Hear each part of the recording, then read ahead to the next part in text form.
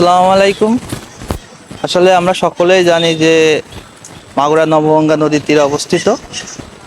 আর আজকে আমরা যখন ছোট ছিলাম এই নদীতে আমরা অনেক গোসল করছি, অনেক ঘাট ছিল, এখানে মাছ মারতে আসতো, অনেক কিছু হতো আর কি। এখন নদীটার যে অবস্থা, এর পানির দিকে তাকাইতেও মনে করেন ঘেন্না লাগে। তা আপনি কি এখানে ময়লা ফেলেন? ফেলেন না, তার মানে আপনি ভাই শিক্ষিত না। এখানে ময়লা ফেলে শিক্ষিত লোকজন।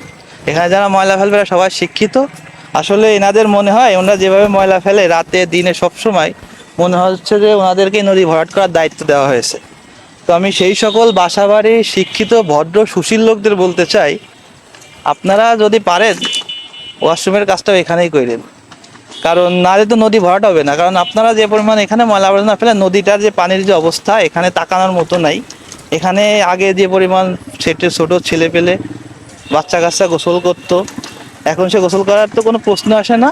মানে নদীতে এত পরিমাণ ময়লা আবর্জনা, যেগুলো কারণে পানি টোটালি নষ্ট হয়ে গেছে। তা আমাদের সকলে সতর্ক হওয়া উচিত।